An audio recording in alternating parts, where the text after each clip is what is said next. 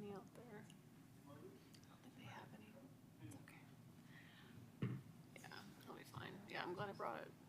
I was just like, it might be easier for like the process grants.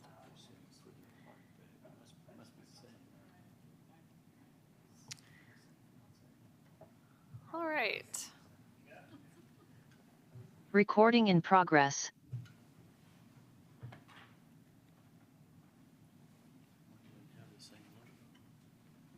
Do what?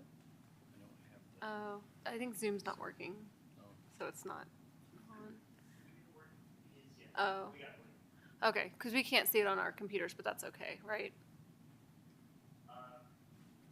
Yes, it's okay. We could probably get it working if you want to monitor it, but we can monitor it for you. No, that's fine. Okay. It's more of just if someone is online that. Yeah, we'll we make don't know sure, we'll monitor it, make sure if somebody raises their hand. That's great. Yep. Thank you. All right, good evening. Tonight is Monday, December 16th, 2024, and this is the Historic Preservation Commission, and we'll start with a roll call, please. Commissioner Keller. Here. Commissioner Whidden. Here. Commissioner Dunlap. Here. Commissioner Berg. Here. Commissioner Anderson. Here. Commissioner Beaucamp. Here. Chair Haley. Here. And then approval for our agenda this evening. I'll make a motion to approve. I'll second. All those in favor? Aye. And any public comments that are not on our agenda tonight? And seeing none, we'll move on to probable cause, which is 833 Lafarge Avenue. Do we have any one that needs to recuse or anything for this one? Okay.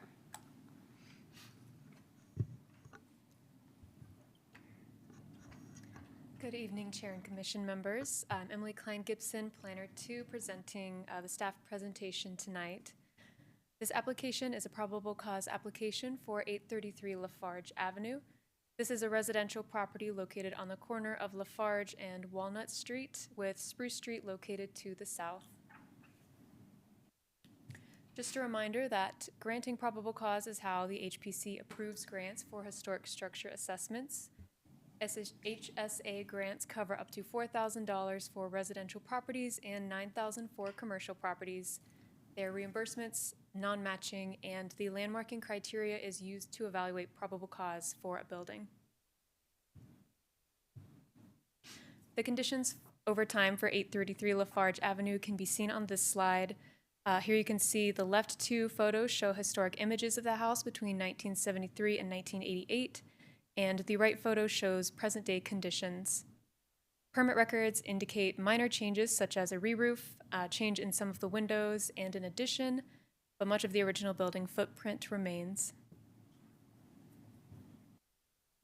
For the landmarking criteria, the age of the building is approximately 77 years old, satisfying the 50-year requirement.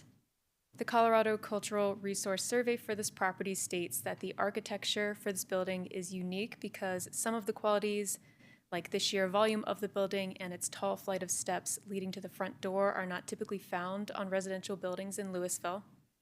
This is probably because the building was used as a church for most of its existence, so there is social history related to some of Louisville's religious community. And as mentioned before, there are minor exterior changes over the years, but the overall building footprint has remained. With all of this, staff recommends finding probable cause and approving a grant of up to $4,000 towards the cost of a residential historic structure assessment. This concludes the staff presentation. I'm available for any questions, and the applicant is also present and would like to speak. Thank you. Thank you. Any questions for staff? All right, thank you. And if the applicant would like to speak, and just state your name and city of residence or work. Good evening. This is Andy Johnson with DAJ Design here in Louisville. About 50 years into the life of this building, we moved to Louisville and had the pleasure of seeing it in its church function. And it was probably one of the most rockin' places on a Friday evening. It used to be a Spanish-speaking Pentecostal church, and it was awesome. drums, guitars. It was probably the best live music in Louisville at that time, because at that time, Louisville had slowly started to become discovered, but this was a fun place. Shortly after that time, probably within a number of years, a realtor who had sort of made a hobby out of converting old churches similar to this, similar to maybe the one like on Grant and Pine Street, had made kind of a hobby out of converting these old churches that maybe had kind of fallen to the wayside into residences, and had it as his residence for a number of years, and successfully updated it and made it up to contemporary living standards. And so it's been a residence ever since. So pretty short time period. We did get a pretty good look at this structure. I've known it quite a bit over the last 20 years. And it's a cool building. It's really unique for where it is in Old Town. So happy to answer any questions if you have any. All right. Any questions? Excuse me. You're good. All right. Thank you. Yeah, thank you.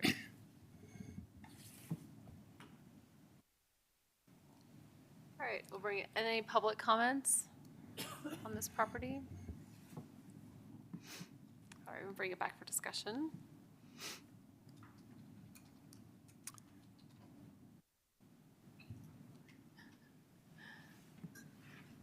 I'm pleased to see that this is being proposed for evaluation and possible landmarking. That whole stretch of Lafarge is, with the little houses and bigger, is really a kingpin of historic Louisville. So I think it's great. I think it satisfies all of our qualifications, 50 years or older, strong social significance, very little architectural change. So that's there for sure. Yeah, I would agree with the social merit. A little bit on the fence architecturally. I think there's been a fair amount of changes, both the addition on the north side as well as the rear. The windows swapping out in the front as well, but socially it certainly meets merit. I don't totally agree with staff's suggestion that it's a unique residential structure because of its shape. It's unique because it was a church massing. Just because it's turned into a residence doesn't mean it's like saying you turn a McDonald's into a residence and it's unique because it has golden arches, right? Mm-hmm. But I would certainly support moving forward with the HSA.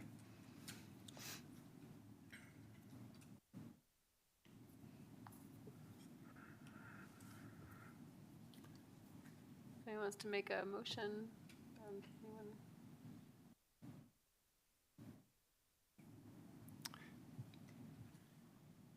I'll make a motion to approve probable cause for 833.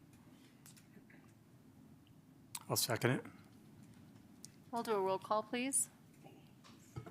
Commissioner Keller, Yes. Commissioner Whitten, Yes. Commissioner Dunlap, Commissioner Berg, Yes. Commissioner Anderson, Commissioner Beaucamp, Yes. Chair Haley. Yes, sorry. Got ahead of myself. Yes. And I think the HSA will be, to your point, will help us kind of see like what could be taken back or what kind of some of the different options are also. So, yeah. Yeah, this is being treated as a residential HSA. Mm-hmm. It seemed like we had some other case where the building was residential now, but it was treated more largely as with a commercial.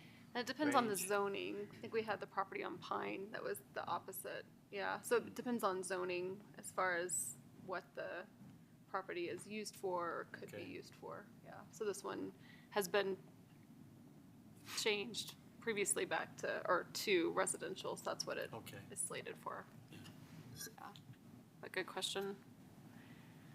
All right, thank you for coming tonight, and we look forward to hearing more about the HSA. All right, our next probable cause is 1237 Grant Avenue. We'll have a presentation from staff. If anyone has a conflict of interest. I'm going to recuse myself from conversation of 1237 Grant as the applicant's a family member. Okay. I'm sorry, what, because why? The applicant is a family member of mine. Got it. And we'll make sure we call you back in when we're finished.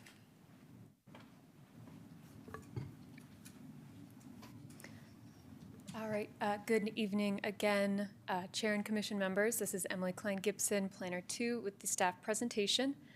This application is a probable cause application for 1237 Grant Avenue. This is a residential property located in the northern section of this block of Grant Avenue. It's located south of Lafayette Street, north of Caledonia Street, with Lincoln Avenue to the west. The conditions over time for 1237 Grant Avenue can be seen on this slide here. The left photo is an image from the 1948 assessor's card, and the right photo shows present-day conditions. There are a few changes that have been made to the exterior of the building, and permit records also reflect that. The architectural style is minimal traditional, and the property exhibits a side gabled roof with small front gabled extension over the front entryway, which is original to the house. For the landmark criteria, the age is 76 years old, satisfying the 50-year requirement. As mentioned earlier, the architectural style of the property is minimal traditional, which was a common home style post-World War II. For social significance, ownership of the property stayed with one family for 3 generations and was passed down to a woman in the family each time. The first generation owner of the property was Annie Patetti, who migrated with her husband from Italy. As for the physical integrity, again, the building has minimal exterior changes and has not moved from its original location. And with all of this, staff recommends finding probable cause and approving a grant of up to $4,000 towards the cost of a residential historic structure assessment. And this concludes staff presentation. I'm available for any questions, and the applicant is also present and available for questions. Thank you. Any questions for staff on this one? No. All right, thank you. And would the applicant like to speak? You don't have to, but if you'd like to, you're welcome to. And just if you'll state your name and city of residence. Rosemary Kavanaugh Whidden, new resident of Louisville, which I'm thrilled. All my children live here. It's time for me to be here. I didn't have the pleasure of meeting Anna and Glenn Hansen, who built the house and lived there until last year, till 2023 when they both passed. I did meet their daughter, Teresa. And when I spoke with her, and she told me the history of the family and raising the children, the house didn't even have an original bathroom inside. They had an outhouse. I fell in love with the family. I fell in love with the fact that it's always been owned by a woman. I'm planning to live there with my sister, who I care for. And one of the attractions was the location. Second was no stairs, which is important for myself as I'm aging and my sister. So I'm thrilled. I'm thrilled to be able to be here. It's a perfect house in a wonderful town. Thank you. Thank you. That's great. Thank you so much. Anyone have questions for the applicant? No. All right. Do you have a question? No. Okay. No. Any comments from the public? Seeing none, we'll bring it back for discussion. Very straightforward as far as I'm concerned. I would agree. I find it intriguing that, again, the female ownership and the number of times it's been passed on, and then for it to be at that point again is pretty neat, I would say. It's quite a long time to have the house in one family, and as far as we can tell, there's been very few, substantive changes to the home. So I think it meets all of our criteria. I think its age is significant too, just the post-World War II. Like, we don't have as many of those in that area. So again, just adding more of those to our landmark list is really important. So Yeah. good social history. I would move that we approve probable cause for this property at 1237 Grant. I second that motion. We'll do a roll call, please. Commissioner Keller, Yes. Commissioner Dunlap, Yes. Commissioner Berg, Yes. Commissioner Anderson, Yes. Commissioner Beaucamp, Yes. Chair Haley. Yes. All right, thank you. Staff will be in touch with kind of next steps and as far as the HSA process. So thank you so much for bringing your house to us. And then we just need to let Sloan know that we're finished. Thank you. Then our next item is our discussion for the HSA process and for grant funds. We have a staff report.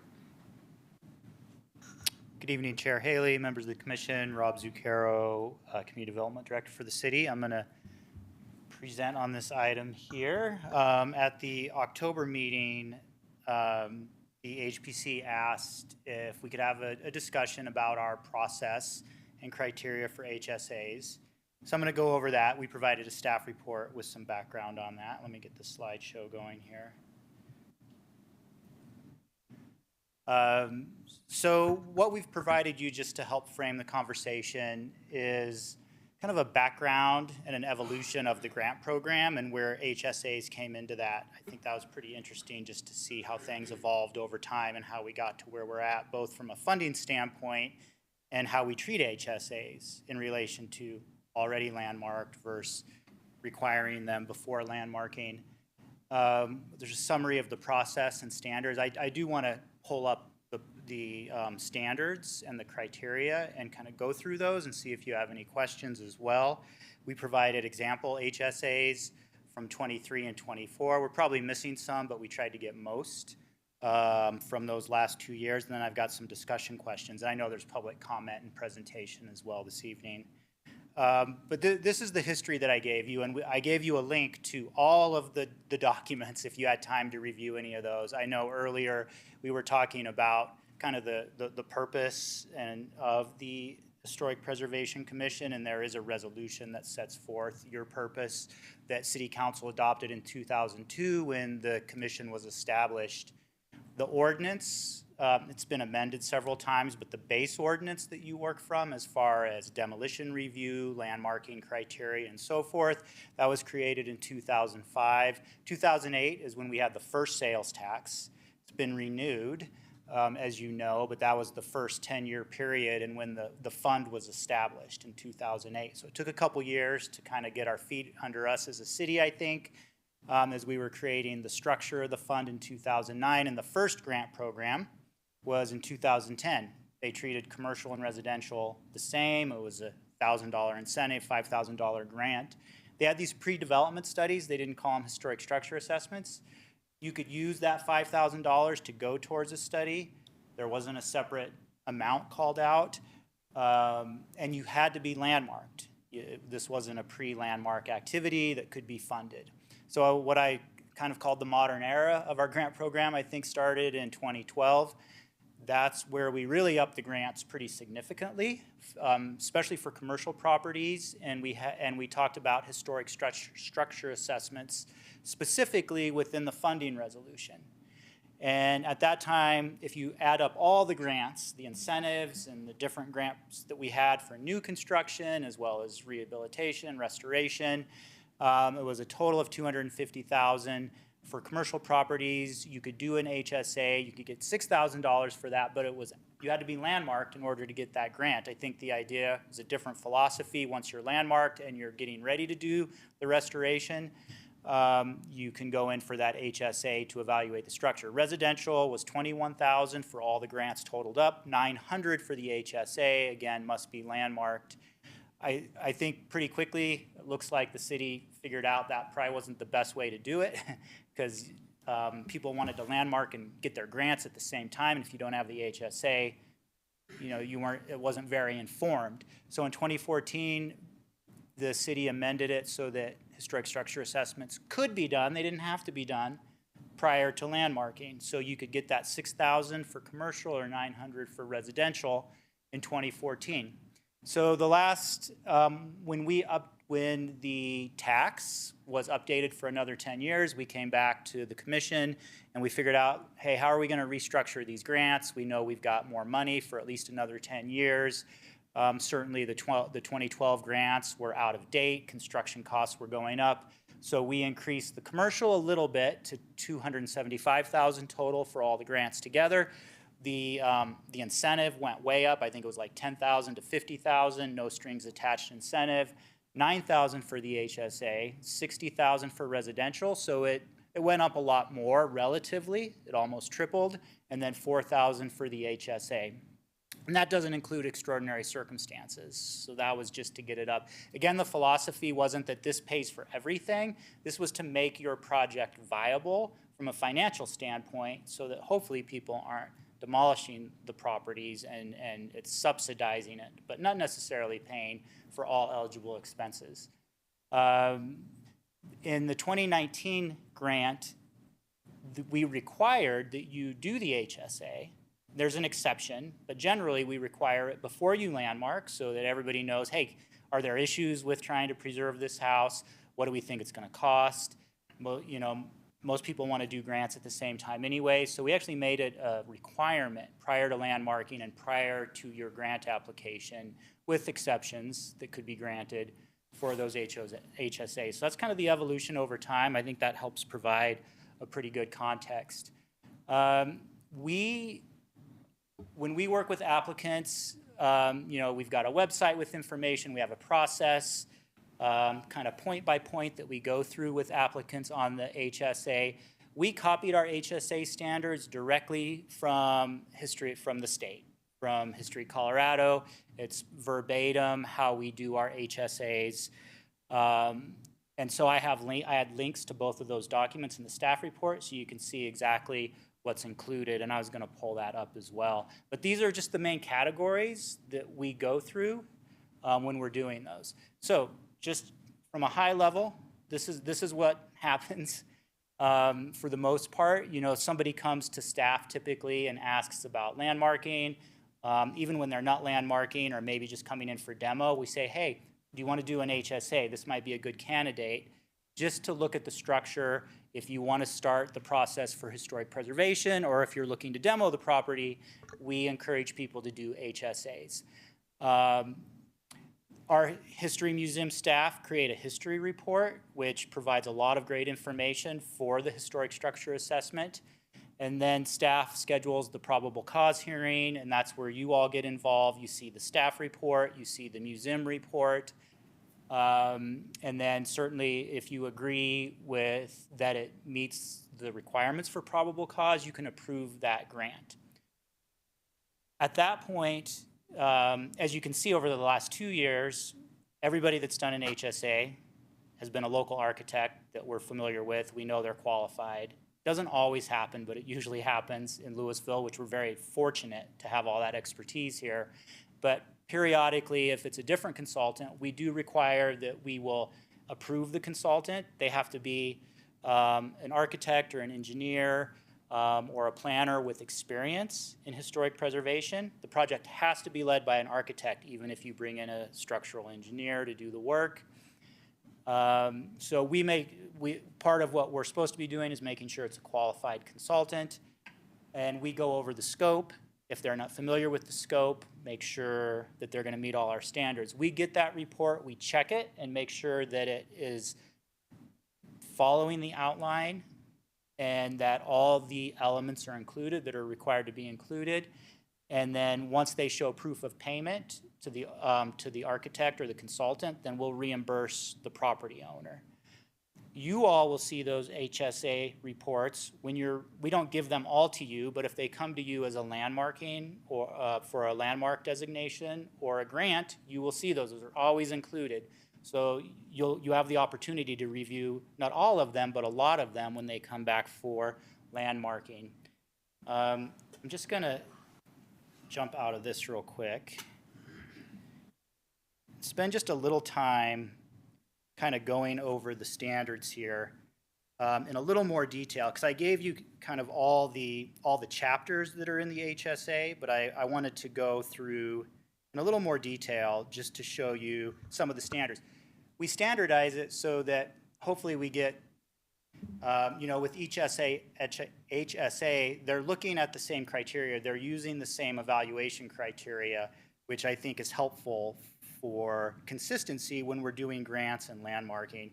But, the first part, of course, is just the cover page, table of contents, the introduction, very basic stuff before we get into the depth of the historic structure assessment. The first part is the history and use. This is, I think, where it gets more interesting. This is where the museum's report really usually plays a pretty large role, at least setting the stage for the structure. So we've got a really great resource for that. And then I think the consultants really start putting more into the architectural significance, construction history, floor plan, and proposed use. So if they know what they want to do with the project, if they're looking at some building additions, this is where that can come in. And then the structure condition assessment. You can see here that it's structured as description, condition evaluation, and recommendations. So all the HSAs are supposed to follow the same outline, where you first do this, the description and the significance, and then the condition evaluation. So we, in the state process and our process, we talk about 3 different levels of condition, and we describe them. So hopefully it's consistent from report to report. Good, fair, and poor condition, and that criteria is set. So when you're looking at the structure itself and the architect and the engineer are evaluating it, they should generally be following how the criteria has been set. And then you get into recommendations. And these are all kind of the subcategories. So you've got the site itself, around the building, the whole property, and then you get into the structure. So we break it out into, the floor and the ceiling, the foundation, the walls, windows, doors, interior finishes, mechanical systems, electrical systems. So all of these are supposed to be evaluated separately. This is certainly where the structural engineer, being part of the consultant team, can add a lot of value. The next section is analysis and compliance. This is where you're looking at maybe, does it have asbestos? Does it have lead paint? Does it comply with zoning? Are there zoning issues? Are there building code issues that need to be considered for upgrade? And then the preservation plan itself. And there are, this is where they're supposed to lay out, okay, how do we maintain this building or restore it to meet a certain historic character? And they talk about deficiencies, critical, serious, and minor deficiencies. Again, that's all spelled out so that hopefully there's consistency in how the consultants are categorizing the plan itself. Phasing plan, and then costs. So especially for the grants, that maybe helps set a baseline for the cost. Those often get updated when the grant application comes in. And then there's things like photographs, illustrations, appendices, which can add some, if there's historical photos that weren't included, or drawings or floor plans, those can be placed there. So that's kind of a detailed analysis, or a detailed description. Again, you've seen a lot of these in your packets. They should all generally be following that same outline.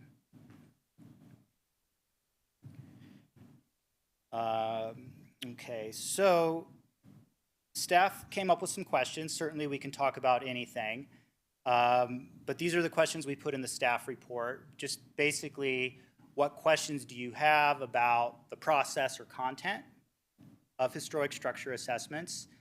And then we get into some more detailed questions. As I was anticipating, what I think you probably want to talk about. One is you all have been talking for quite a while. We've heard a lot from others about the importance of a structural analysis. And so we could certainly require structural analysis in all HSAs. We can leave it as being optional, but we could have different grant amounts. That's something that's been talked about as well, if they bring in a structural engineer. And then the grant amounts. Certainly we can talk about increasing the grant amounts. The State Historic Preservation Fund, they have an ongoing grant program. They provide up to $15,000 forest structure assessments. They may see some much more substantial buildings than we see here as well, but that might provide some type of baseline. I don't know the last time they updated that. They require a 25% match. We require no match at all. I think if you want to talk about grant amounts, you know, we might do a little bit more research, bring back some proposals. From the staff point of view, we think it's probably ripe for increasing the grant amounts. It's been since 2019. There's been a lot of inflation. There's been a lot of construction inflation. So I think all of our grants, and I know that's on your work plan, is to look at all of our grants, including this one. We can come back with some recommendations and a deeper dive into that. And then any other questions you have about the HSA process that we're not hitting on that you want to dive into, certainly we can do that this evening and then talk about next steps. So I'd be happy to answer any questions.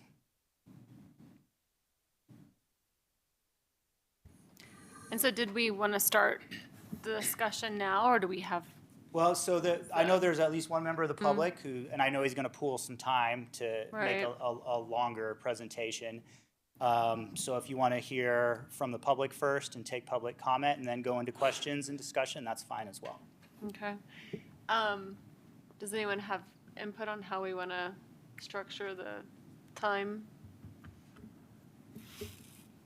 I think it might be beneficial to hear from the public first. Yeah. Does anyone have questions specifically for staff before?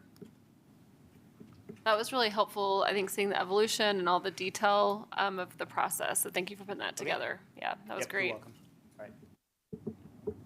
So we'll open up for public comment and presentation. Again, just your name and city for the record.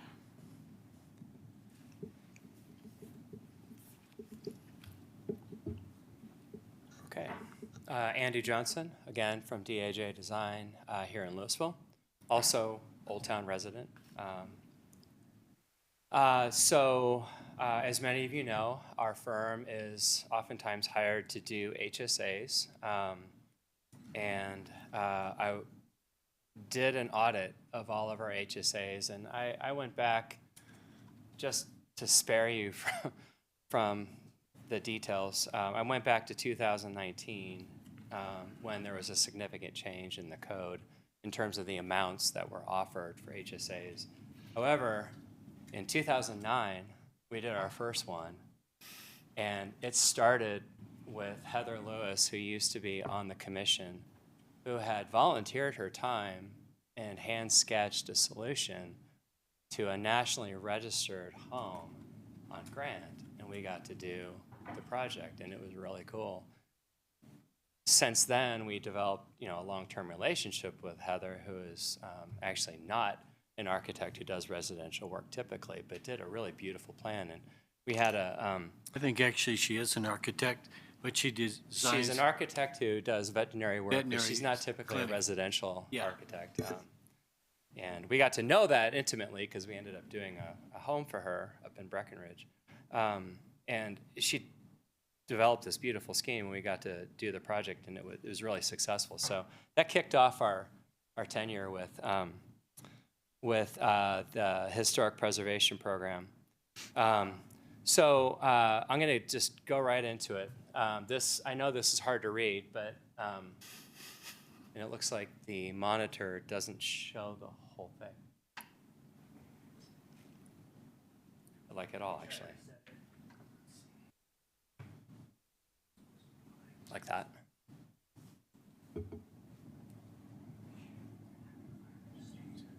Okay. Oh, perfect. Okay. All right. So this is a spreadsheet that we developed for the audit, and it goes back to 2019. It looks at all the HSAs that we had started from 2019, and then I have a summary section at the bottom. I'm going to go into this in a little bit more detail, but you can see there's a lot of HSAs that have been completed over that time. Looking back over the time of 2023 to 2024, this year, you can see that there were quite a few of those that happened within that 2-year period. There are 15 that we did this year. The ones that are highlighted are all commercial, and you can see that because of the column second over from the right. And so at the end, we have some notes around whether it was landmarked, whether it's planned to be landmarked, whether it was previously landmarked, or if we don't know, or maybe nothing's going to happen. All of this I will provide as notes for your meeting minutes, and you can review it. I will share it with staff, and they can disseminate it however it makes the most sense. The summary is where the real meat of this discussion is. Okay, so on the far left, HSAs per year, you can see that 2019 we had 2. We had a big uptick during COVID. Everybody's looking at their home. We start doing assessments on these homes in Old Town. What are we going to do to remodel? And then we go into project mode, and things are happening within 21, 22. Little low on the HSAs that we're completing, but then it starts to increase as we get closer to this year. So out of the 30 that we completed since 19, 15 of them were this year. And most of the commercial ones were this year. We did an analysis on average billing rate between residential and commercial, and I really want you to pay attention to this. Keep in mind that our typical billing rate is at $150. Total engineering fees for all the projects, and I'm going to get into a little more detail about that. Total grants that we've received since 2019, those are just to complete the HSAs. And then the total landmarked buildings. So currently, since 2019, we're at about a 33% success rate of having a landmark structure come out of an HSA. Now, when we factor in all the ones that are in process, which you may see next year, you may see in 2026, we'll see, well, we end up getting close to a 60% success rate with what we forecast coming up. That's amazing. That is an off-the-chart success rate that no other historic preservation program sees, I guarantee it. So diving into the analysis, the engineering fee is really important. So I need you to keep in mind that the way we do the engineering fees is that we split that time. We do about 50% of the work, and then our structural engineer does the other 50%. They obviously do the heavy lift on the analysis, the code review, the calculations, things that we're not technically intended to be qualified to do. But we do all of the writing, we do all of the narrative for them. So with that, if you go down a little bit further, the total residential engineering fee, total commercial engineering fee actually increases over what you see above. And currently, our percent of budget is actually a little higher than what I had told you earlier this year. We're at about 30% of our HSA budget is dedicated towards structural engineering in the residential field, and then we're right on the mark for commercial. I think I had mentioned that it's usually like a 1-to-4 relationship between our work and the engineer's work. So commercial seems about right. When we go down a little bit further, you start to see our average hours per project. I had told you earlier this year that residential, we shoot for 40 hours per week. Sometimes we're better, oftentimes we're not, because some of these homes are complicated, and size is not the determining factor. It is usually how they're added onto, how they're originally constructed, or how difficult it is for us to access the information. But what you can see is that, the actual fees dedicated to residential are on the low side. We knew that. We've known that for years. It's a labor of love for us. We love doing it, and we're committed to continuing to do it. But to actually do the reports the way we do them, it needs to be higher to be more of like something that I think would be attractive to more than just 3 architects doing these reports, and one primary one doing the handful of them, the lion's share of them. The commercial fees, if you look, they're actually pretty darn close to what we have set up for the grant funding. The average hours are higher. Sometimes they're better. Oftentimes they're more. We've had a few that were relatively easy to get through. We've had a few that were really hard, like the Methodist Church that was so big and there was so much complication in how it was built that we had to spend quite a bit more time. But you can see that the fees, if we include engineering on the far right, the residential and the commercial actually look a little closer than the way we allocate them now. And so we have some recommendations. We feel like residential grant amounts should actually be closer to $7,500. We think commercial grant amounts should be closer to $10,000. Now, I'm going to caveat that in that I think that what's missing from commercial grant amounts is that we strongly suggest that an MEP engineer also be included with a structural engineer. You'll notice that we say required architect, licensed architect with HP experience. Rob mentioned that earlier. There is a section in there where it doesn't necessarily require an architect.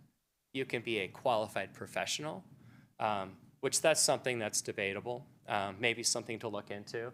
We feel like someone who is licensed within the state is a good recommendation. We definitely feel on all HSAs, a licensed structural engineer in Colorado should be required. We feel like only on commercial an MEP should be strongly suggested to be a part of the analysis. And then there could be this proposal to exceed those amounts depending on the complication of the structure. And I think a proposal will need to be presented to you during the probable cause determination process to basically demonstrate why that would be. And we could look at, commercial grants up to $15,000, which sort of matches where the state is. That's sort of a general grant that they offer, but for ours it'd be specific to commercial. And then residential up to $10,000 max. We also feel that as a part of the reports, accurate floor plans should be drawn, color-coded with a legend to tell the story of the structure. These are things that should be documented at the library. All of our HSAs should be cataloged and documented at the library. I don't believe that's the case. This should be done. And I think in combination with the assessor records plan. So I realize I've gone over my time, even though I pooled. I am historically known to do that. I am very happy to answer any questions. I think really your questions are geared towards staff at this time, but I'm obviously here and available and happy to talk further in detail. Thank you so much. It is really helpful to have a professional that does it kind of give us that perspective. So we appreciate you putting this together for us. Does anyone have any specific questions? I too appreciate you sharing all this information. I think it's valuable.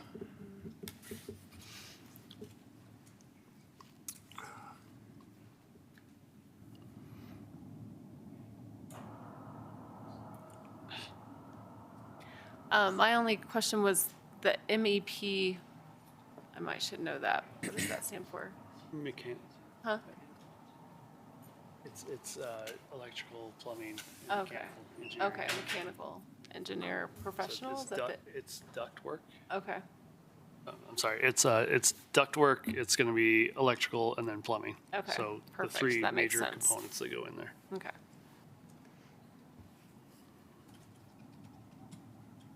Yeah, that makes sense. Okay.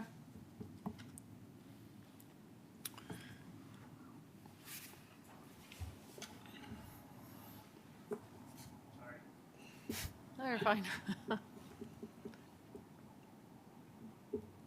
you have any questions while we're being distracted.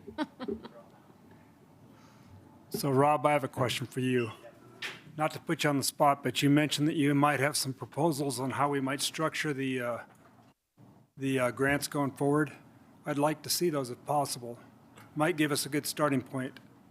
Yeah, I think my question is, I know it's on your work plan to look at all the grants together. You know, I think, I don't know how long that's going to take. I know with our staffing issues, it's taken longer than we've all wanted. You know, I think there's a couple ways to do it. If you want, we could try to move forward ASAP just with this project and come with some proposals. I don't know if they'd really be much different. You know, like we have the architect that does the lion's share and is showing us, you know, we reach out to a few other architects and professionals and just kind of truth it a little bit and come back with recommendations. It'd probably be very similar, if not the same. I think that's what we were thinking, trying to go up near the state. So we can come back with a resolution recommendation that you could propose to city council that would just deal with HSAs, or we could maybe wait a little longer and dig into all the grants and process one resolution. That might take another month or two more. So I'd leave it up to you to kind of advise us. We could probably do it either way. Okay. Can we see those questions again, the discussion questions? Yep. Because I think going through some of those first might help us, Keith, kind of get to maybe some of the numbers. Because I think the kind of having some of the numbers from the presentation just a minute ago too will kind of help us direct that a little bit too. Yeah, so here's the questions. I don't know if you just want to go through. I just want to make sure you all feel like you're comfortable understanding the process that we have people go through, as well as the content. All right. And maybe just make sure there aren't any questions about that to start with before we get into the funding and so forth. All right. And so I guess too, like, this is just kind of, so when an applicant contacts and says, okay, I'm ready for the HSA, the staff, did you give them the list of qualified professionals like that? Yeah, we do have a list of qualified professionals. It hasn't been updated in a long time. We basically tell people it can be any license. And I think the resolution doesn't say you have to be a licensed architect, but our guide does still say that. So I think we'd probably push or require that a licensed architect be the primary still. But we probably should update the resolution next time we update it to clarify that. Right. But yeah, I mean, honestly, I think almost everyone that comes to us is already working with DAJ Design or another local architect. It's been a while since we've had to refer someone out. Okay. And then the architect or the applicant is given the application as far as like what the expectations are and Yeah. that whole thing. If it wasn't one of our local architects, we would probably want to have a meeting with them, go over the scope if they hadn't done one before that followed the same scope, to make sure that they were familiar before they went through all the trouble of writing the report. And we said, no, it doesn't. Yeah. So we'd make sure they had everything. And I guess the question I have too is how often do HSAs come in and then you send them back for needing more information or? Yeah, it's not that often. I can't recall the last time. Certainly we usually have a historic preservation specialist that reviews them. I do know that has happened in the past, but it's probably been several years. It's probably been several years that one of our local architects, since it's been someone else that's done one, that we've really had to say, hey, there's some things missing here. Okay. Do you have any idea how many HSAs never go any further than the HSA we haven't run those statistics yet, but it sounds like what Andy was saying, if I'm correct, that was it 30% or 60%? You had said 30% at one point, and then you were suggesting 60. Do you want to speak to that? Yeah, so currently we're at about a 30% success rate.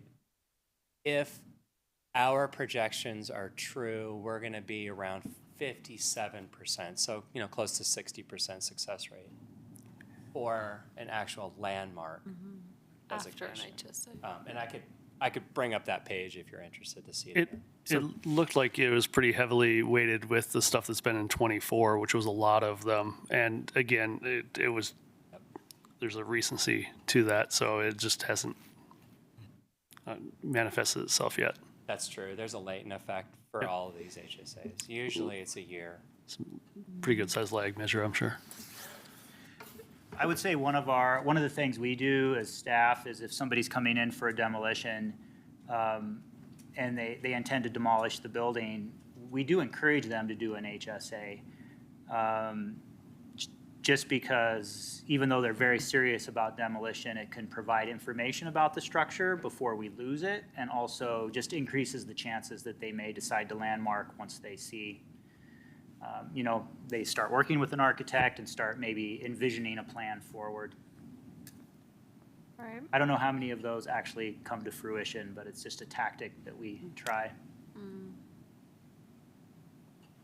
I think one of the big problems here is that we do get a lot of requests for going into this process, the probable cause to start this, and very few seem to come out to actually being landmarked.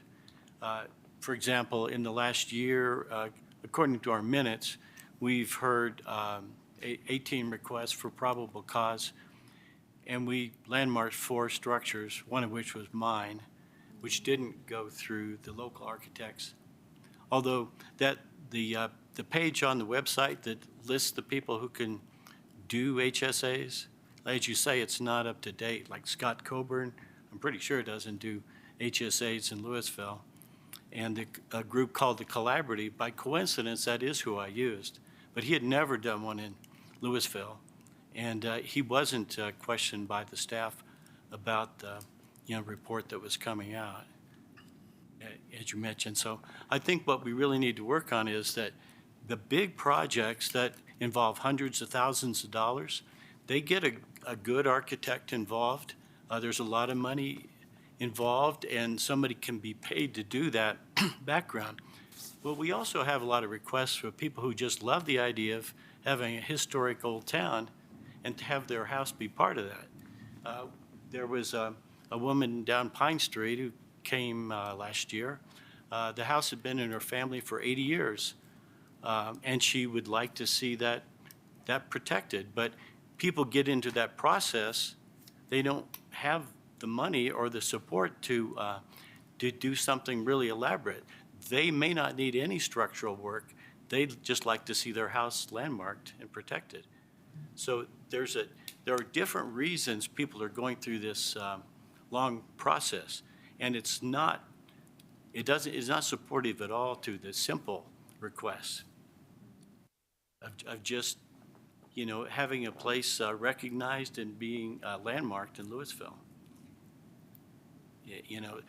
Like I said, there are 18 probable cause requests in the last year on our agendas.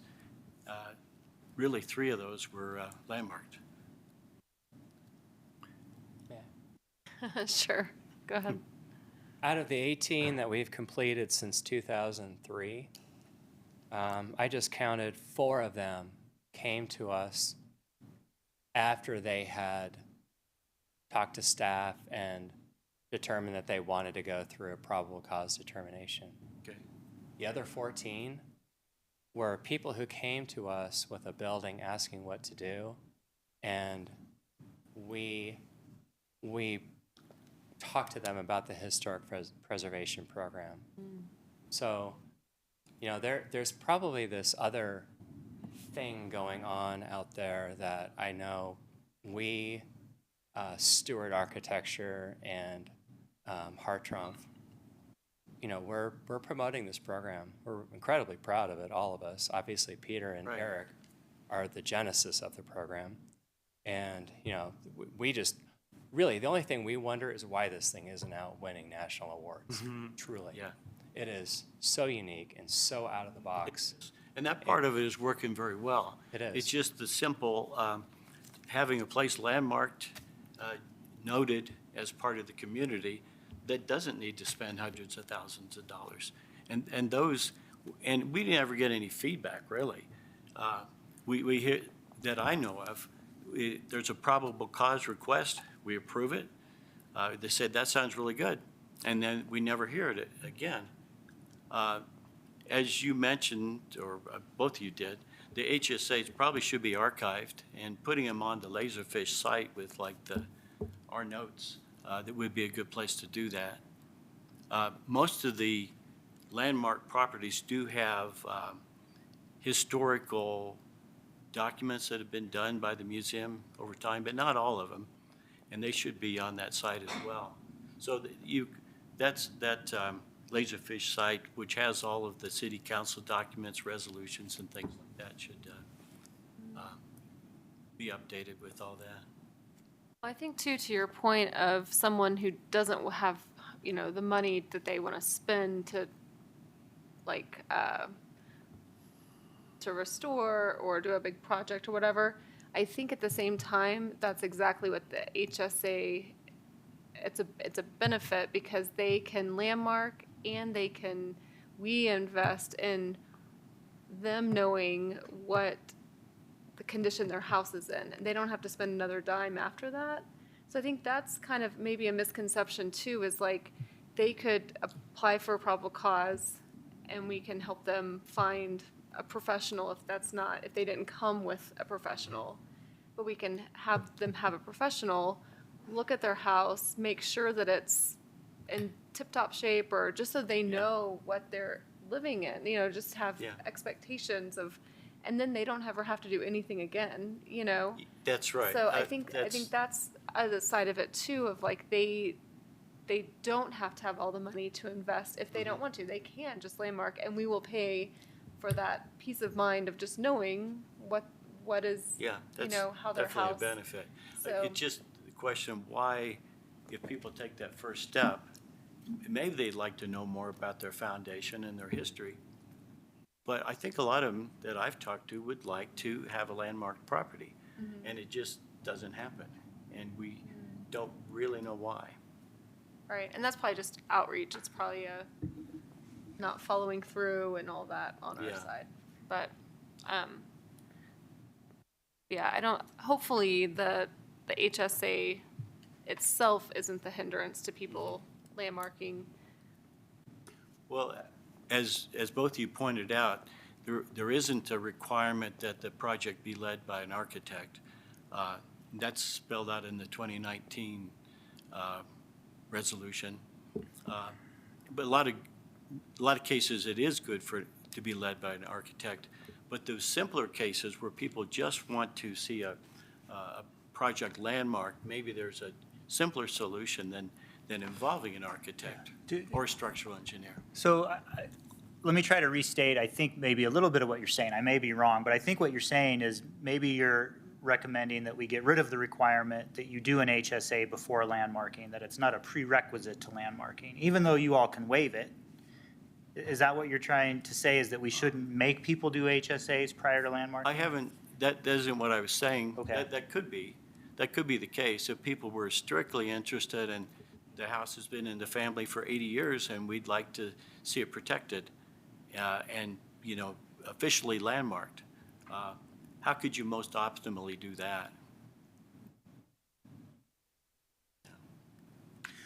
Right, so I think just to kind of talk through that a little bit, if nobody has to necessarily invest in their property, I think you could look at a structure and you can say, does it have enough architectural integrity to be landmarked without any restoration work? Most people want to take advantage of the grant program. That's a big carrot that we try to provide people. I'm not aware of anybody who hasn't landmarked. I don't know what the barrier is that we're worried about. I think, everything's trying to say, hey, if you landmark, we give you all these benefits, but we don't tell anybody that you have to restore your home unless it's, it's been renovated so it doesn't look historic, but that rarely happens. There's usually a restoration plan in place. Does that make sense? I guess I'm not sure. I'm trying to understand I don't know if you're trying to propose. I guess I'm trying to understand program. what the barrier is to properties being landmarked, to getting to that point. So If we only have 3 happen in a year, then there's something wrong. Yeah, So- in our experience, people are concerned about,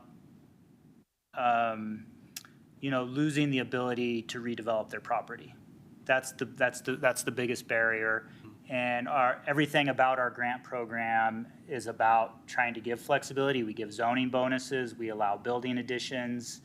We're like Andy was saying, we have a very amazing, unique grant program to allow people to keep those buildings. So, if you have ideas about how to reduce those barriers in our next grant iteration. The people who are concerned about being able to make future changes because of the restrictions of the landmark, they don't start the process at all. They don't ask for an HSA. They're trying to avoid the city, actually, so that they don't get their construction project held up. You're gonna say That makes something? sense. Were you gonna say something?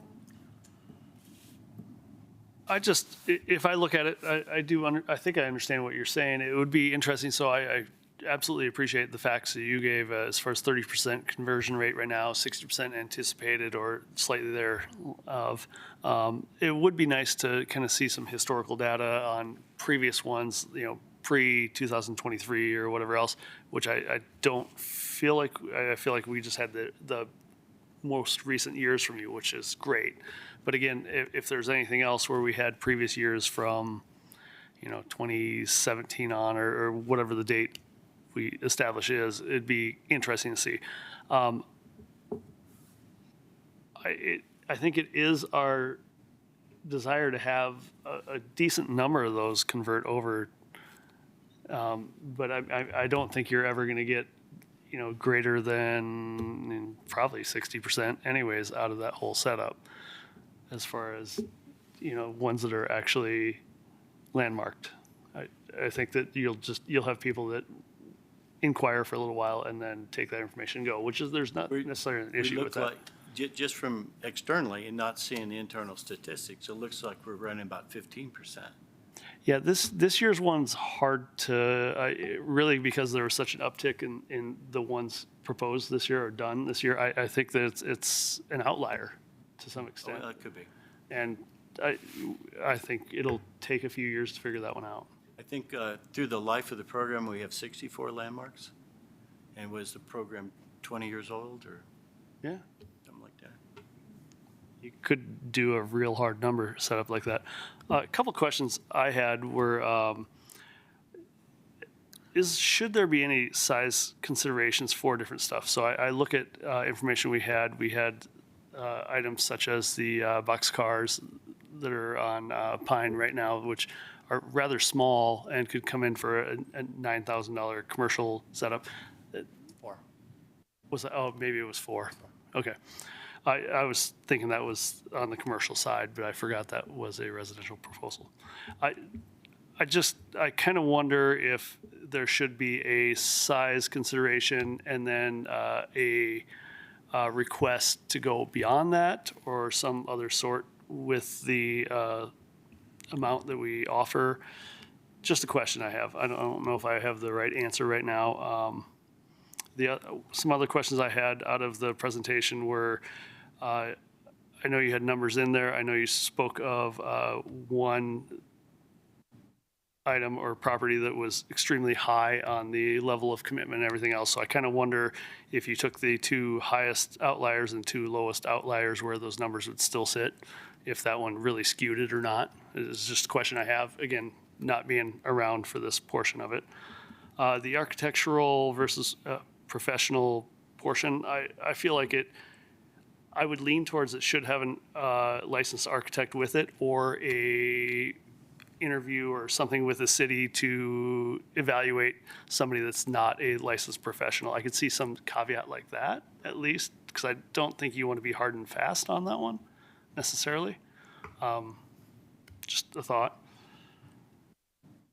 And yeah, really, I think what we want this to be is a tool to introduce people to the possibility of landmarking. And I appreciate all the time and effort and work that goes into the assessments. And I think that even if we don't get to it for a little bit, I could see bare minimum and incremental, percentage increase until we absolutely get around to evaluating it at a greater extent. At least as a stopgap, if we're able to just, kind of move forward.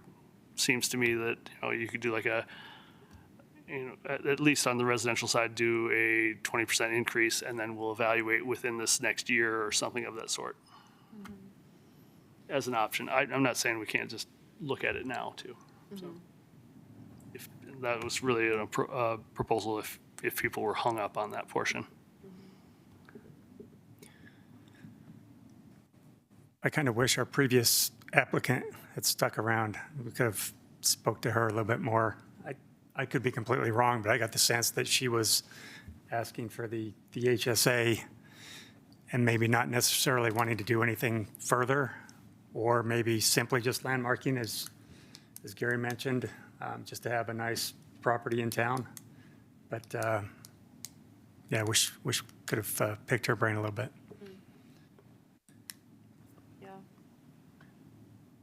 Could be another exit questionnaire that goes out after somebody comes through for an HSA. Yeah, we could send out a questionnaire to everybody who's gotten an HSA over a certain period of time, see what kind of response we get with some of these targeted questions.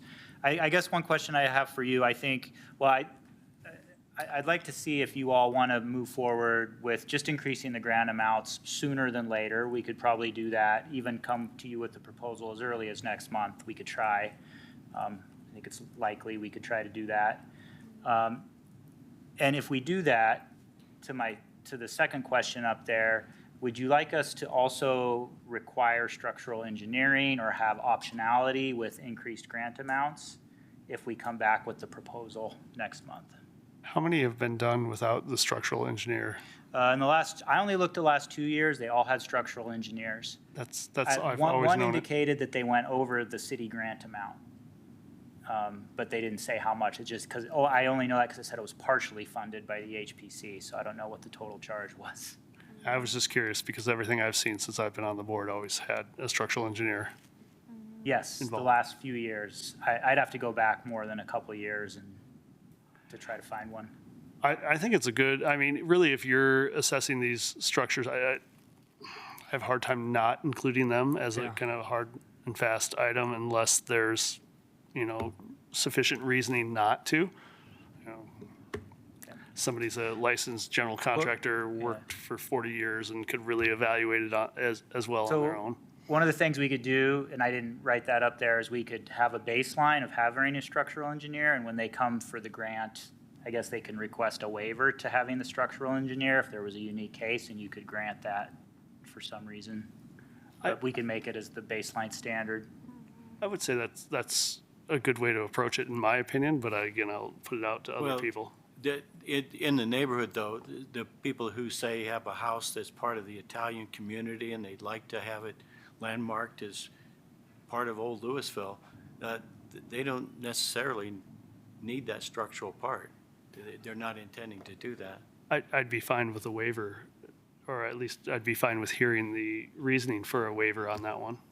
Or we wouldn't pay the full grant amount, like if it's up to whatever the amount is, like the hours that would have been spent on a structural engineer wouldn't be in there. Does that make sense? Like they just wouldn't, because they wouldn't have paid for as much. They wouldn't be reimbursed for as much. Why give them the funds?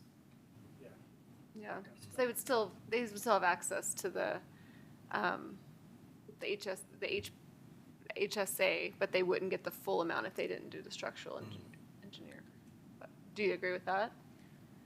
I just don't know that a structural engineer is always required, because if you did have a person, maybe historian, who was doing HSAs and knew when to ask, knew when to involve an architect who was trying to do a more straightforward version of the structural assessment, maybe they wouldn't need to bring in an architect or a structural engineer.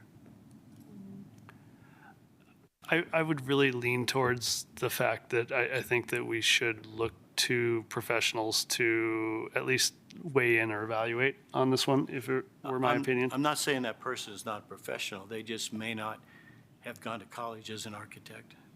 And again, I would lean back on my suggestion that there's a suggested route and an approved route, or you can come and state your Well, case. that would work too, yeah. So I think that you always want to leave things at least somewhat open-ended, or you're just kind of forcing things through on my end. That's how I see it. I feel pretty strongly that a licensed, both an architect and an engineer should be involved in these. I just think they're so involved. There's so much that needs to be studied that, I mean, that there could be somebody that is capable of looking at a structure, but I think for the amounts of grants that we're going to be proposing, I think we need to have a licensed architect and an engineer both on board. You'd really have to convince me otherwise to not, Right. is where I sit. I think it just sets the standard of that's just like where we're not being subjective of like, oh, well, how many years? But if we have a certification of like, yes, you're a structural engineer and yes, you're an architect, like that just takes the guesswork out of the quality of work for us, because that's not really our job to qualify people. So, yeah. I also thought it was interesting in the presentation, you talked about that if we actually paid what the professionals are basically spending to do the work per hour, like we might have more people willing to do it. Like that was an interesting, like we might have less people doing it just because no one wants to spend the time and energy doing that, perhaps. But if we actually pay what it's worth, that might kind of open up the pool a little bit. That's something to consider too.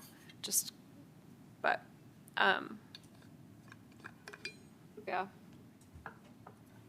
Yeah, I would have to agree, and I'm also in favor of making sure that there's an architect and an engineer involved, and I'd also be in favor of coming back next month with a proposal for the increase in the grant amount so that we make progress on that, because it seems pretty clear that that's something that needs to be done. And I wonder too, to your point, maybe the barrier is that people have to be reimbursed. So maybe if we're saying you have to pay out of pocket $9,000 now, like That could be, someone may yeah. not have $9,000 that they want to put up to be reimbursed Yeah. for. So maybe that's Well, some I of it don't really too, know. and that I might just- be a barrier that we address of like, is there another way to Yeah, that could- have it paid for or through the loan program or something where they're not having to pay out of pocket, but they can still be reimbursed. So that might be something on a whole other. yeah, it's unclear why people, residents of Right. the old town are interested in landmarking. Right. And yet, even though they take the first step, it just doesn't happen. I mean, I would think that there's a human factor in all of it, that people kind of think it's a great idea and then get tired. You know, there's time and mental load involved in keeping up the momentum of the process. So, But maybe we can help them. I don't know if I'd really be in favor of paying anything up front besides a retainer or something of that's like, No. like if you're proposing that, I'm just No, not- it would have to be some sort of, yeah, like not up front. Sliding scale. Yeah. I'm not arguing against Yeah, moving. no, I don't know what I'm saying, but I'm just saying like that could be a potential barrier that someone may not have the means of like putting up that money. So in 2023, there was a subcommittee I was on that developed a user experience survey that we got relatively far with, I think practically completed. And then kind of other work came up, so it wasn't distributed. We were intending to have users come in for interviews and correlate that data to look at all sorts of things that we're discussing tonight. So we will look at our work plan tonight, but just to kind of put that back out there, that it seems like that might be something we want to revisit to get some of that information from people who have interacted with the program in different ways. I'm going to kind of defer to our professionals in terms of requiring structural engineers, but we've been talking about increasing these grants amount throughout 2024, so I would be also in favor of moving forward, just to keep it moving forward. I think there is a need to increase these grants sooner rather than later. So I would be fine with separating out the HSA grant, have that proposal made first, and then come back to the other ones, because it's, the other ones, all of it, doing it all at once is a very, very involved discussion. So if we, are talking about this now and getting some ideas out there, I'd be happy to hear more on it sooner. I agree. I think it's great that we focus on the HSA first and then follow up with the following grants. Yeah, I agree with that.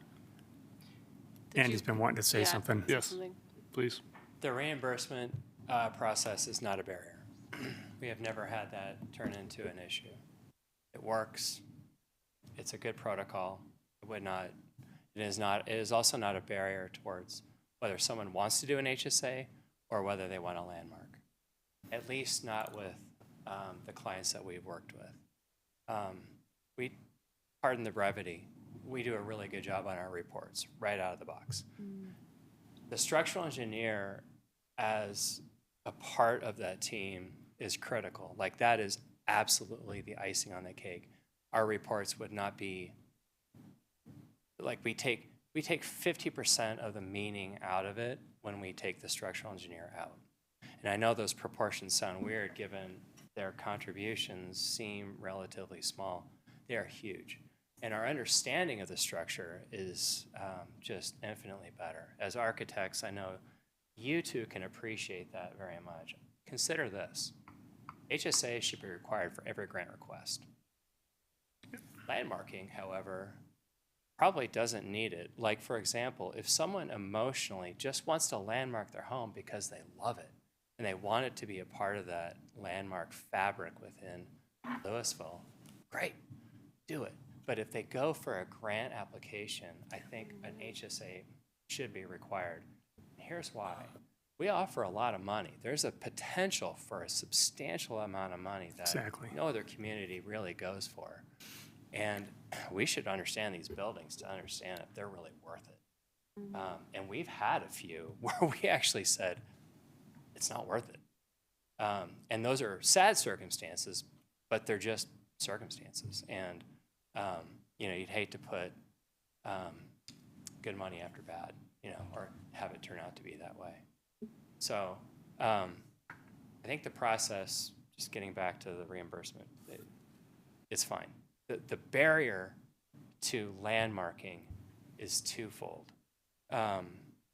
There's a perceived burden that a landmark puts on a property. It's like a conservation easement. It's in perpetuity. Those are scary things to consider, particularly if you're not going to do a big project and you're going to be sort of theoretically built out, or maybe actually built out from a zoning perspective, where you're really not doing much more than what's being proposed in a project. We've had plenty of those, and that makes sense. Like, conceptually, that makes sense. And real estate professionals can get behind that. But realtors are probably your worst enemies, to be perfectly frank, in that there is definitely a perceived burden and possibly a devaluing of the property that's not actual, but perceived, that I think happens out there. Now, I think once a program or a project is landmarked and they do improvements, and it's this great example of the program with an addition, it makes this home last so much longer, then I think the value actually increases. And I've heard this from a number of realtors who I regularly work with. Exactly those words. And so I get that question every single time, even if I've talked to them about it 20 times before. Know your audience, and also know who's selling this. You have a lot of advocates in the community, or at least a few, who really beat the drum. Staff can only do so much. It's not necessarily their job to sell the program. It's just to inform residents on how to do it. You need the people who can sell it, because it gets people over the hump. It builds confidence in the homes that they purchased. And it gives them hope for a structure that, feels tired and maybe not worth it. So don't underestimate you know, the power of this program to be able to landmark. And if you look at the landmarks, which I think are 74 now, that is a tremendous amount. And so the value that these HSAs give, the power that the grant program gives to our preservation program are just absolutely key. It all goes away without it, to be honest. And I think, just to reiterate Gary's point, I think he's talking about people that that are not working with professionals in the first place, right? So that's the only thing I was going to say. They're And not planning on building right. a So they don't have like big addition in the representation. back of a So, historic house. yeah. Once they work with a professional who's used to the program, Right, but if they They will don't be- want to do they will be anything, informed. right, but if they don't want to do, I think his point is like that purist. So, and I would be in favor Yeah. of someone just being able to landmark without an HSA. But, Yeah, I would say if somebody came to us and Right. said, we don't want to do an HSA, but Right. we We're definitely just- want we to just wanna do landmark, it for then the- we would just bring them forward. I've never had any, well, maybe we've had one person say that, but we wouldn't put up, there would be no barrier to them doing that. We would let them know, we want them to be with full transparency. Right. That if they've got 3 years to get their grants, and if they want grants, they're definitely gonna have to do an HSA Right. to do that, so. Yeah, I want to make clear, I'm not advocating against having architecture or a structural engineer. In my recent landmarking, I had an architect. We brought in a structural engineer, and the structural engineer wanted to bring in another architect who specialized in antique brick. And, yeah, but the architect I originally brought in wasn't familiar with our program, so he asked for the money for the time he spent, not for the whole amount. So I think I've heard from most of the commissioners that you want to require an structural engineer. And maybe we can put in the resolution that they can, if they don't want one for some reason, they can explain why, and you can waive it. But maybe we start as the baseline. And then we'll come back with some proposed grant amounts That's great. at an upcoming meeting, and some amendments to the language to reflect the discussion. I think I've got a Yeah. pretty good grasp. You can always make amendments when we bring the resolution language back if we didn't capture it all. Now, the resolution that set the current amounts had gone before the voters. This wouldn't have to do that again, would it? You're right, no, the resolution didn't go through to the voters. That was actually crafted with the commission, and then council adopts that resolution. That was done after the fund vote separately. Okay, I see, yeah. All right, any other points to throw in before we? It would be good to get feedback about what has happened to the probable cause requests. It would let us know better how to design the program. That is, Following up on what you were talking about. I do agree with that. I feel like it gets kind of lost in the shuffle after the first point they come through. I just as far as us being informed on other information. Yeah, we could find a way to use some technology just to post them publicly, generally. I didn't ask this question specifically, but we've talked about it in the past. I mean, once we get a final one in, we could simply email it to the commission, just so you have the opportunity to review each one. Just for the purpose of being informed, if you would like, we can certainly get in the habit of doing that. Or at least have a database where you can access it. Yeah. Yes, yeah. Yeah, we would just have to go back, pull all those out. We could certainly do that. It's a small project, but a little bit of a project that we can get to some point here. Yeah. I like the idea of putting it on our Laserfiche if we can't find a better way it's not to do the it. smoothest tool, but it's what the city uses for For the public resolution records, yep. minutes. All right. So our next item is our annual work plan. We're just going over 2024 year. Go to their staff report.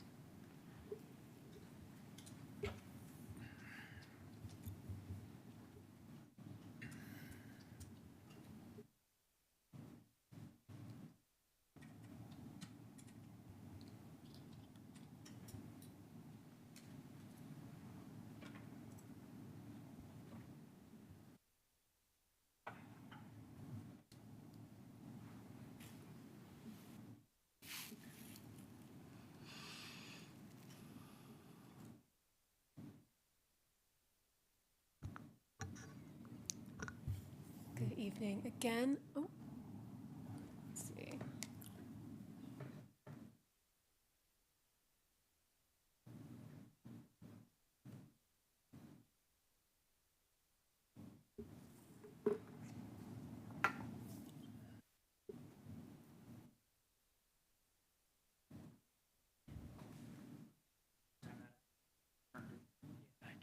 And then back on.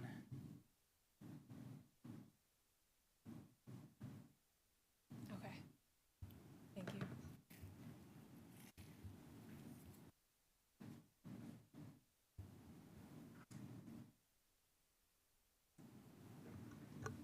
Let's see one more time. Need to take the screens up and down again. Hopefully, we won't have to get to that again. Okay, I'll try not to touch anything. Hopefully, it'll stay up now. This is the 2024 HPC work plan. It's a little hard to read in writing, but the full work plan is in the packet for tonight. This was last updated before the Historic Preservation Commission in April of this year. So now is the time to review everything from the year 2024 and, possibly consider what's been accomplished, what to move to next year.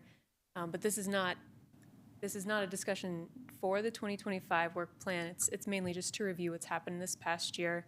And I will just start with the first item, which is the grant program update. That's the main item on this work plan that staff had a big part in doing. And as you probably know at this point, that will likely be moved into the 2025 work plan.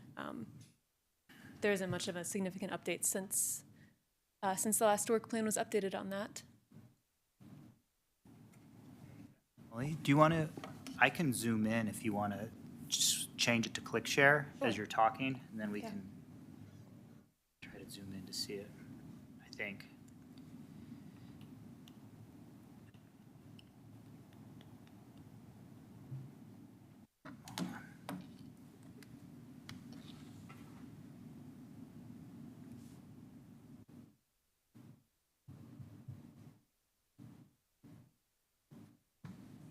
Sorry, I thought it was going to be seamless here. Of course, it doesn't work right away.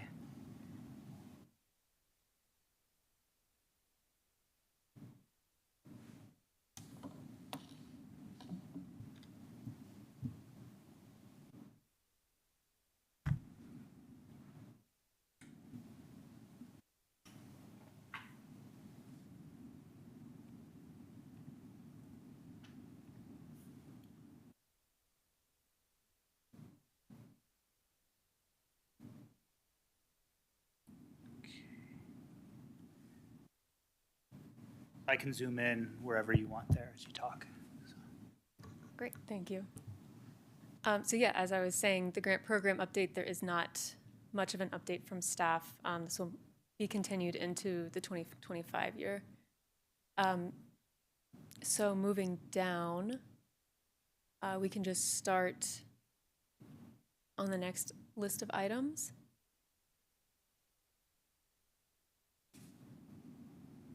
The events.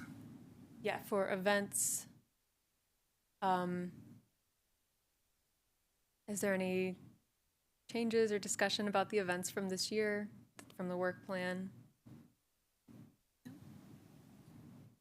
Okay. We can move down to the map update.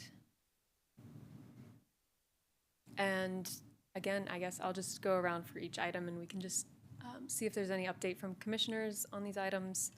And I'll provide update from staff, although for most of these items, there's no new updates.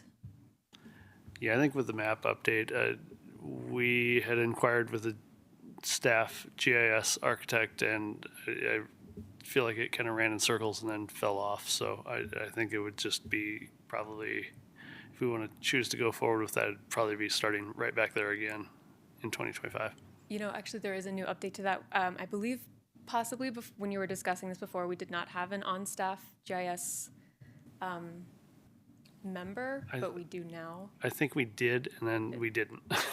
Okay, well, now we do since July. Pretty steady GIS staff member. Was this program to update the story map or to update so our land use map also has just a layer with all the landmarks, which I think it's updated. You know, I think when we talked about it before, it was trying to, I guess, identify ones that have been right now we have ones that have been landmarked, but we have nothing else that goes in there with it. And I don't know if we have targeted landmark items, which we've discussed before as far as the commission, and how to go through and identify some of those, maybe a higher level of desire to have something landmarked. And then just also maybe going through and highlighting, missed opportunities portions where things have been torn down before we had an opportunity to talk to somebody about something of that sort. So I think just a greater story that went with the map and that you could dig in, because I think what we have right now is pretty good as far as, understanding the items that have been landmarked, but we could even have another one where we have done, grant application or had HSAs done on them, or some other level or layer that you could get into it to find out. And then if there's any other stories that we have with some of the other structures that haven't been landmarked, if you were able to link those with a property or an area, I think there could be a greater thing there. So, So I'm hearing maybe some GIS analysis that helps inform what we do or how we promote the program. And I was thinking it was just the public facing, but it's more analysis. Yeah, I think it's more of a diagramming or mapping exercise probably to start, and then go from there. And I provided I had done a 3 or 4 block example of it and provided it to Amelia prior to her leaving, of a thought of how it could go.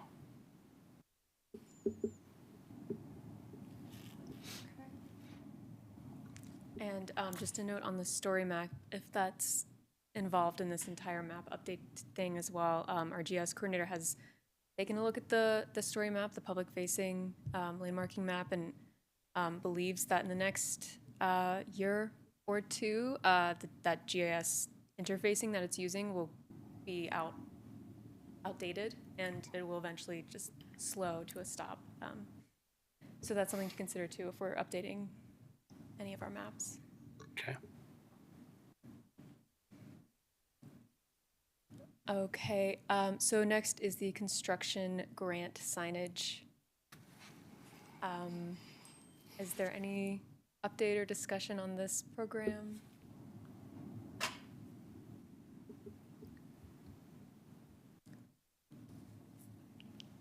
Okay.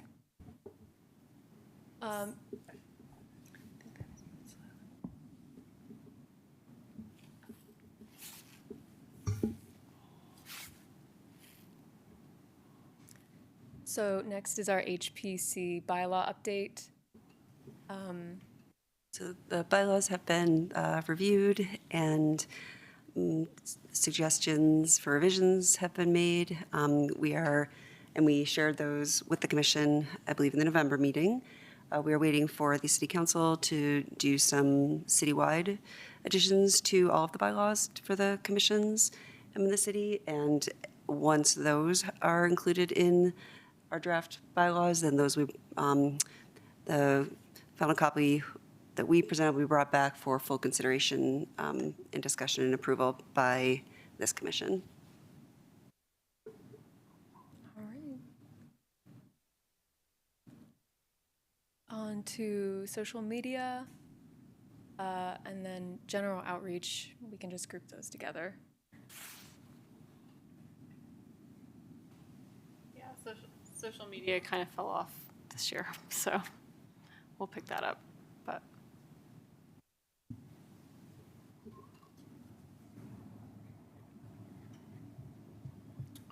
okay, and I believe that's all staff had about the 2024 work plan. I'm here to answer any questions you have on the overall work plan, or if there's any further discussion.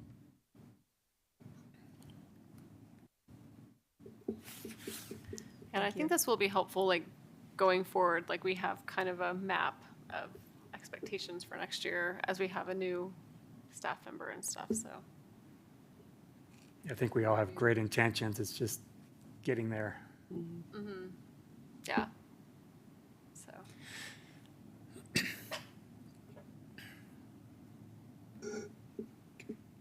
Yeah. All right, thanks for putting that together and going over that with us.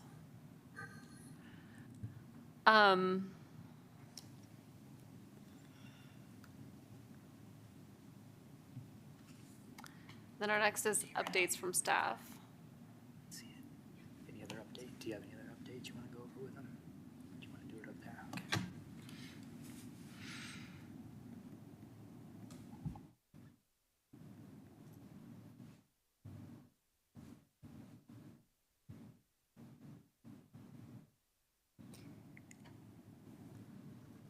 Okay. Okay, just a few updates from staff.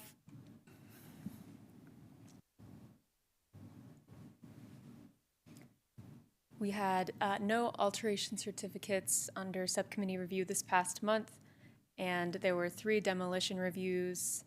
All 3 reviews were released in the subcommittee.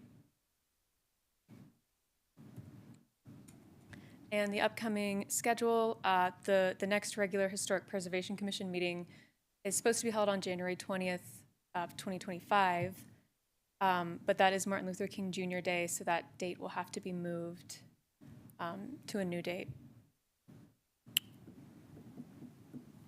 And we don't have that date yet, is that right? We don't have that date yet. Okay. I think tonight might be a good time to set that date, if there are any suggestions.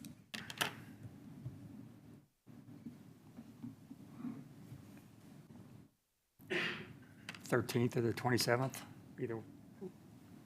either date works with everyone. Does Monday still work as far as the building, if we go before or after? I think usually we've just gone the week after, it seems like, but Yeah, sometimes there's conflicts. Yeah, we can confirm that we have the room, but if you are all available on the 27th, then we can tentatively plan that and then confirm with you all once we get the room reserved. And if you don't know tonight, we can send out an email. Yeah, that's fine for me. I think I already have it on my calendar, but. Either the 13th or 27th works Yeah. for me. 27 works. I lean towards the 27th, but we should probably do an email just to confirm that way. Sure. Yeah. Does the 27th work for most everyone? Okay. So I say Okay, try. yeah, so we'll plan on that, but we'll send an email follow-up and. Yeah, reserve or if the for some room. reason that's booked that week, we Yeah. might look at the 13th if one of us has a conflict, so that should be good. All right, and that's all from staff. Thank you.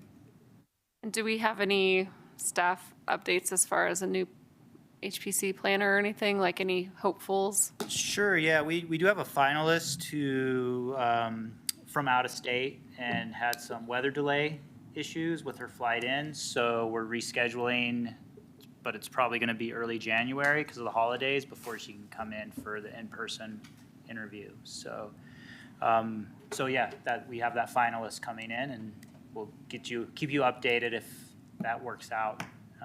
Otherwise, we're probably back to re-advertising, again, unfortunately. All right, good to know. All Can I right. ask if we have a new commissioner replacing Gary? Yeah, there will be there should be a recommendation in the city council packet that'll be voted on tomorrow night for the replacement. So that should be on the website. Okay. And that's our update for commission members, is that Gary won't be joining us next year, so he's completing his term and time with us, so, yeah, it's a sad day. Oh, well, thank you all. I've enjoyed it, and I think there are a lot of people out there with good ideas, and it'd be good to have new energy in the commission, so I'll be traveling more. Yeah, that's not a bad thing. Yeah, we've greatly appreciated your time and insight and just your thoroughness, so thank you for all the time even if I'm often in the adversarial seat from the rest of it. It's good. A challenge. It's a good challenge. Uh-huh. I guess. Yeah. I think always just like going through things with a fine tooth comb and being diligent about questions and all that is really important. So, yeah, it's good work. So thank you. Well, I enjoyed working with all of you too. You taught me so much. Thanks, Gary. Yeah, thank you, Gary. Thank you. Yeah. All right. Any other updates from anybody? Oh, I did bring up at the last meeting that one of the outreach things we do is contribute a small article to the Downtown Business Association newsletter. Yep. I took that over from Caleb when he moved up to the city council, so you might want to find somebody to do that. Yeah, we'll add that to our January Okay. election time. Yeah, that's good. Thanks for remembering that. They'll ask for the newsletter before the January meeting, but, Oh, okay. I might talk to you about that then. okay. Okay. That's good. All right. I'd like to make a motion to adjourn tonight's meeting. I'll second. Was that a second? 2 seconds? So- All those in favor? Aye. Aye. All right, good night. Thank you. Recording stopped.